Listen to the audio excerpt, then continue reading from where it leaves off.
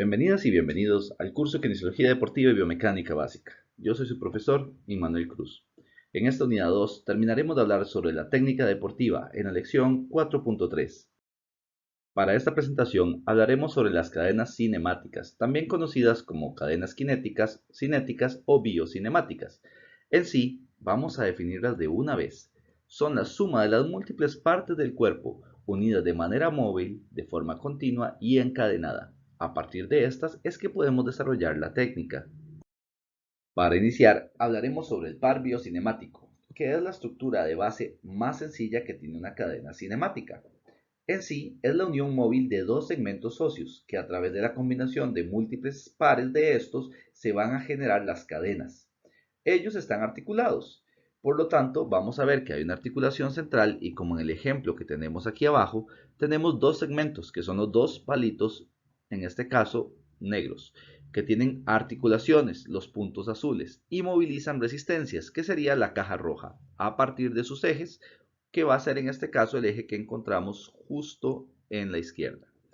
Los pares cinemáticos ofrecen grandes posibilidades de movimiento y dependen de dos factores principalmente: las características estructurales o morfológicas de las uniones articulares, es decir, articulaciones como la cadera permiten movimientos en múltiples ejes como ya hemos visto, o articulaciones como el codo solo en un eje, sin posibilidad de mover, y la influencia direccional de los músculos que generan el movimiento en el par cinemático. Hablemos del par cinemático del muslo y la pierna, es decir, el que está unido por la rodilla. No hay músculos con direcciones para generar rotaciones de la rodilla. Por lo tanto, este par cinemático como tal no debe generar ese movimiento y no puede generarlo. Ahora bien, la configuración de varios pares cinemáticos son la cadena. Y hay dos tipos. Empezaremos con la cadena cinemática de tipo abierta. Son aquellas en las que el miembro distal, el miembro más lejano de toda la cadena cinemática, va a estar libre en el espacio y este va a poder desplazarse libremente dentro de este mismo espacio. Este tipo de cadena cinemática genera muchas posibilidades de movimiento aislados, lo cual va a generar que hayan de manera simultánea diferentes acciones coordinativas. En la imagen podemos ver un saque de tenis que se desarrolla desde derecha hacia izquierda, donde primero hay una cadena cinemática abierta para lanzar la bola hacia arriba, como podemos ver en estos dos primeros cuadros, y luego hay una cadena cinemática abierta también para generar el remate, como podemos ver en los siguientes dos cuadros. En el último cuadro ya no están estas cadenas ejecutándose.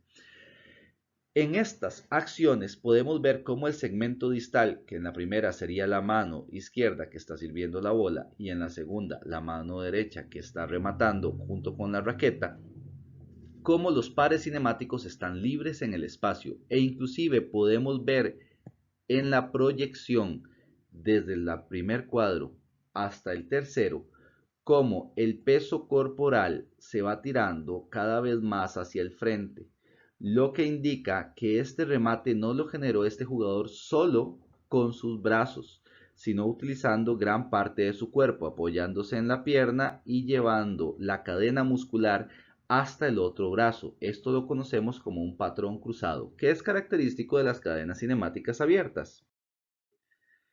Dentro de las actividades que se involucran cadenas cinemáticas abiertas, vamos a encontrar ejemplos muy claros en los deportes de conjunto o por ejemplo en los cobros de penal, en el fútbol, en balonmano y otros.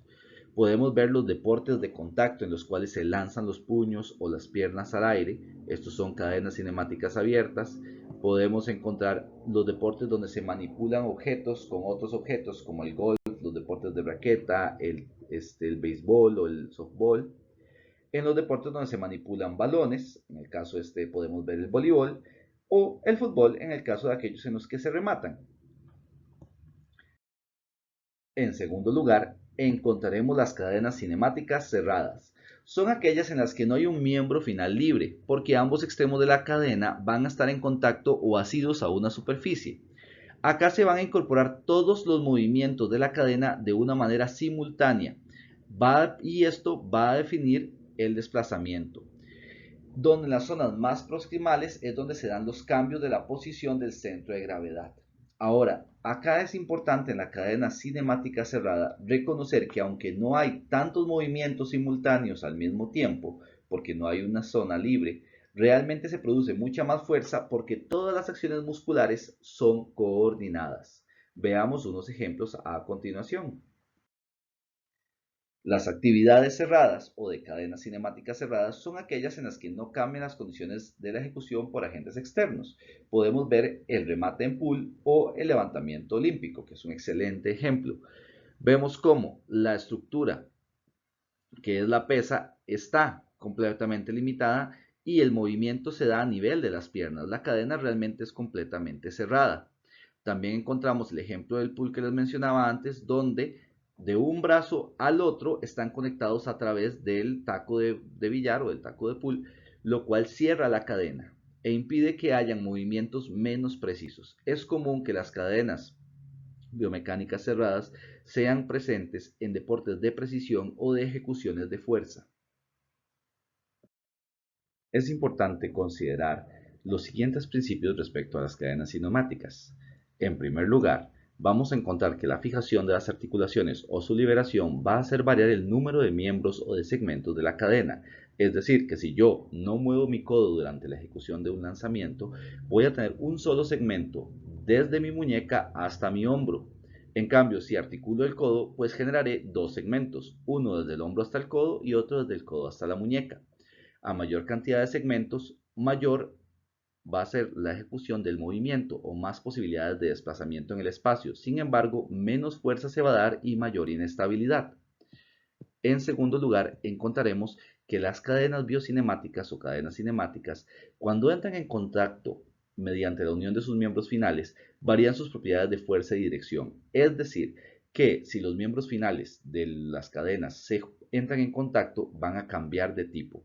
Por ejemplo, a la hora de hacer una recepción en voleibol, cuando las manos se juntan, se conforman en una cadena biocinemática cerrada, pues estas hacen una unión que permite que todo el movimiento de la recepción salga desde las piernas y genera un mayor control y precisión. En tercer lugar, veremos que la tracción de los grupos musculares va a garantizar la dirección y la regulación de la velocidad.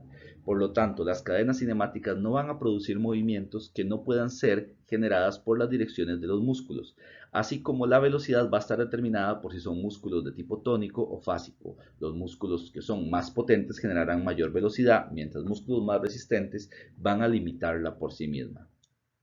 Finalmente, vemos que los músculos que limitan la amplitud del movimiento van a tener un carácter de ser hipertónicos. ¿Qué significa esto? Que aquellos músculos que mantengan un tono muscular muy elevado van a limitar las posibilidades de desarrollo de las acciones de las cadenas cinemáticas.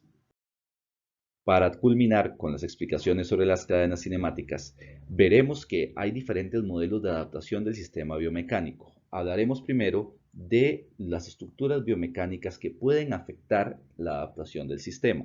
Los implementos, por ejemplo, el uso del bate en béisbol, van a afectar los brazos de las palancas y qué tan duro se puede golpear algo. Es más fácil golpear con una raqueta de tenis porque es más grande, sin embargo es más larga y entonces es más difícil de controlar que una raqueta de ping pong o de tenis de mesa. Vemos los pesos o las cargas mecánicas extras a las naturales de la estructura. Por ejemplo, el usar un uniforme en que tenga un casco, como en el fútbol americano. Esto genera una carga diferente a nivel mecánico.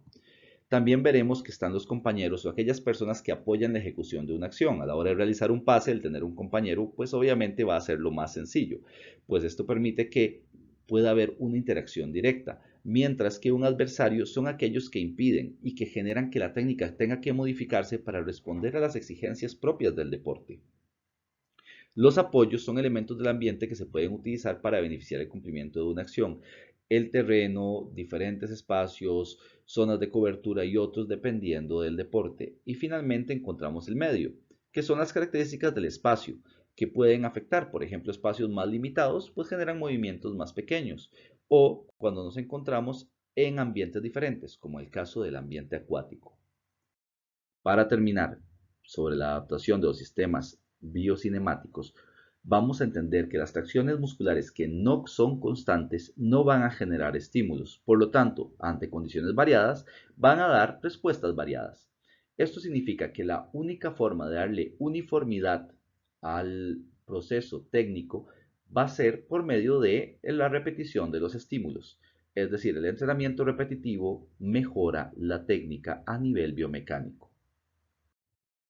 Con esta explicación terminamos la lección 3.4 sobre técnica deportiva en el curso Kinesiología Deportiva y Biomecánica Básica.